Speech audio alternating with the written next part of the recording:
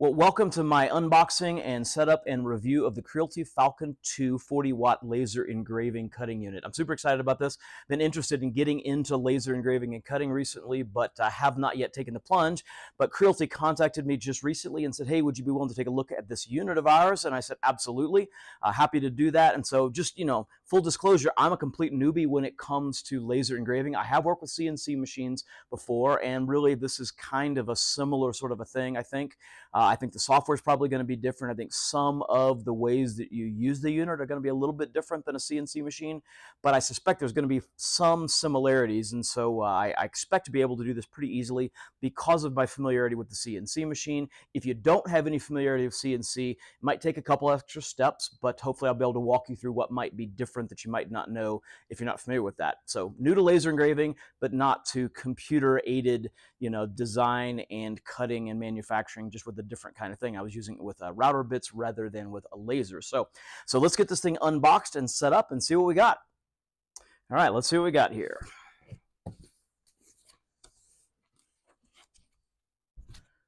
Okay, well, got a little quick start guide, some stickers, an operation guide. We'll get to that in a second. Everything's nicely packed. Sometimes I have bought tools and they have not been properly packed, and kind of frustrating. Sometimes you get stuff and you can see it's been banging around. This is really well done. There was a piece of foam in here, and that's clearly a sliding thing. Probably shouldn't slide that yet. Don't know what all of this is. Looks like we got some tools and a couple of small parts. Not a ton. I love that. That means there's probably not a ton of assembly to be done. Looks like that's probably the laser. There's a power supply. Glasses. Hey, protective glasses. How cool is that, right? Did not expect those, but really glad to have them. Lasers are dangerous. It's like maybe a board to practice cutting on would be my guess on that. All right, well, let's pull that out. Okay, well, looks like, oh, something more in there. Don't know what that is. I don't know if that's something to cut or if that is maybe the surface to cut on. We'll just set that aside. And it looks like that is all of it. Okay.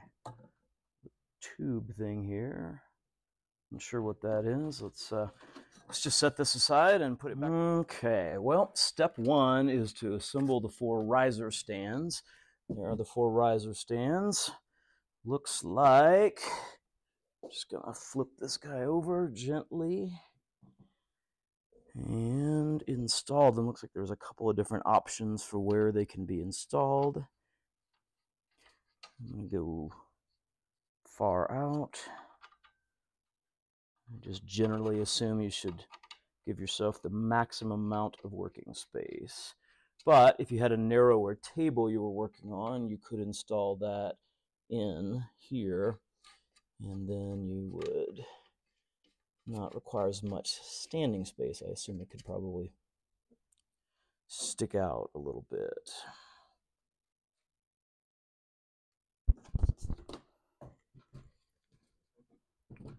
All right, there we go.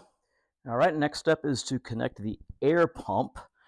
That explains this hose. I didn't realize that we needed a hose, but obviously it makes sense. There's going to be cooling that's necessary. So we're going to pop that off of there. This hose connects right there. That was easy. And then there is a control cable which connects right here. Only one way for that to fit in, and then I believe this knob right here is what controls the airflow of the pump. Next step is to install the laser module. Just slides right down here, locks into place with the thumb screws. Could not be easier. Okay, this is the first part of the assembly that I found that I am not completely crazy about. Not a huge deal, but if the manufacturers are listening, they might want to add a little bit to the instruction manual, because what the instruction manual said to do is to attach the laser unit. That was very easy. And then it said to kind of attach the cables, the control cable. This is the control cable, and it connects right here. This was a little difficult to get in. I found what I had to do actually was put it under the cable clamp and then keep the cable clamp lifted up while I pushed so that I could go straight in. Otherwise, you could very easily bend the pins in here. In fact, I did bend the pins a little bit and had to go in and fix them. But once I figured out that I just needed to use this so that I could go straight in, it actually clicked in okay. The other thing that is not mentioned in the manual is that the air hose needs to connect right here. There is a little connector, and it was covered by this container. It's very easy to figure out, but it wasn't mentioned in the manual. So if you're unboxing it and you're working on setting it up and you're kind of trying to figure out what do I do with that, it goes right there, and that's how you get that connector there. And then of course you can use these clamps to clamp down these other pieces, and I assume there's still enough room for it to move. Yeah, there's still enough room for it to move all the way across. That's great. Okay, the next step is to set the height of the laser. Now, looks like the way you do this, you'll get the metal protective plate is down now, right? Metal protective plate is down. And they have this little automatic stair step height adjustment thing. So if you're cutting 6 millimeters, you put this down on top of the workpiece. I've got a piece of basswood right there that was included. So if it was going to be 6 millimeters thick, I would put it right there and I would lock it in place. If it was going to be 4 to 6, I'd go there. And if it was 1 to 3, I would go there, and then you just lock it into place like so, and then you can pull your piece back out. Well, it is assembled. It was so much easier than I expected. The whole thing took like maybe 5 minutes. There's some parts that were in the box when I unpacked it, like this little box of parts. I just assumed that I was going to be using those to assemble some things, but I think these are maintenance pieces, and so if you need to get into stuff, looks like there's an adapter in there. There's maybe a lens cloth, some things like that. So none of that was needed. The thing is installed and ready to go. Again, this is the protective plate. It does says there is a honeycomb pad that you can get. That's an optional item. I did not receive that, so I'm just going to use the metal plate that they're talking about, a little basswood there that I can practice on. And you can kind of get a little bit of a feel for its travel dimensions. It can go from here to here. So we got, probably 18 inches. I'll measure that a little bit later. And then side to side, not quite as much, but certainly more than maybe 16 inches, somewhere in that neighborhood. Again, I'll measure that in a second. But okay, well, the next step is to get to a computer and get some software that I can use to design some stuff, and then I'll get a laptop connected to this and see how it works. This ought to go without saying, but I find that a lot of things that go without saying shouldn't go unsaid because maybe common sense is not as common as we think it is. You are going to need a computer to run this, okay? You don't have to have a laptop necessarily. You don't have to have it plugged in. There is a slot where you can export the code and plug that card into here, and so you don't have to have it connected to a computer, but it's going to be a lot easier. And to do the designs and those kinds of things, you're going to have a computer. So like a CNC machine, a laser engraving machine is going to have a computer accompanying it to do the design work and to get everything set up, and then ultimately to at least export the codes to a card. And it's going to be a lot easier if you just go straight to it. So the manual did include a set of options for where I can get software and things like that. So I'm going to get to a computer and get those set up, and then I will come back and we'll see about this this baby getting burning.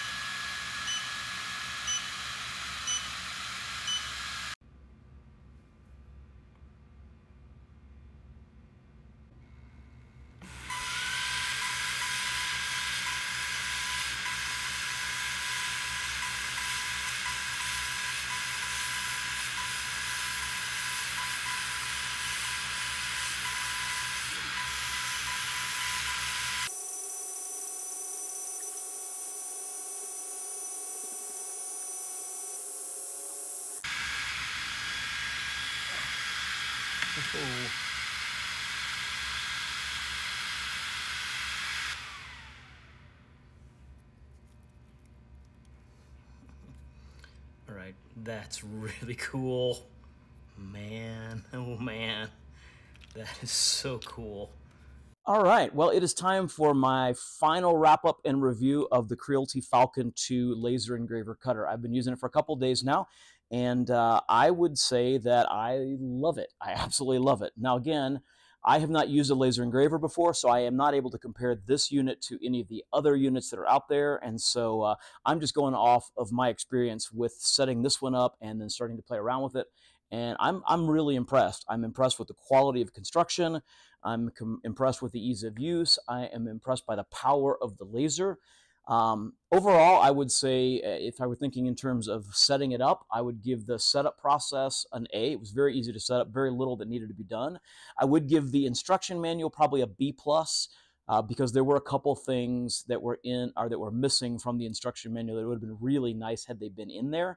But it was also pretty common sense stuff that wasn't mentioned. You just found yourself looking at, well, there's a tube here, and that tube's not going to do anything if it's not connected to somewhere. And oh, well, there's where it connects. So that was an easy thing to figure out. Anybody with a little common sense is not going to have any trouble, but it would have been nice if the manual had actually said, do this with the other end of it. So I will give the manual a little bit of a B. Once I had it set up, which honestly took about 5 minutes, I was able to get some software. Software took a little bit to figure out, but if you have any experience with CNC machines, actually not very similar to a CNC piece of software. Once I got that figured out, I was able to plug a laptop in. I was able to burn my first few things. I will say this about laser engravers, and this isn't true just of this unit. It's true of all units I've discovered. There is a certain amount of trial and error that goes into getting good results, because what happens is you've got a laser, and the laser, you can adjust the power that it's firing at, and you can adjust the speed at which the unit itself is moving. And whether or not you are engraving something or burning all the way through it is entirely a function of how high you have the power set and how fast you have the laser moving. If you have it set really low power and moving very slowly, you can actually go really deep and cut through pieces. I actually did cut through some pieces I wasn't intending to because I hadn't figured that out yet. On the other hand, if you have the power set up really high and you're moving it really slow, you can be guaranteed to cut through something. If you get it really high and you're moving very fast, on the other hand, you can actually just engrave something. But generally speaking, if you want to engrave, you go low power and move it quick. And if you want to cut through something, you're going to go higher power and you're going to move it slower.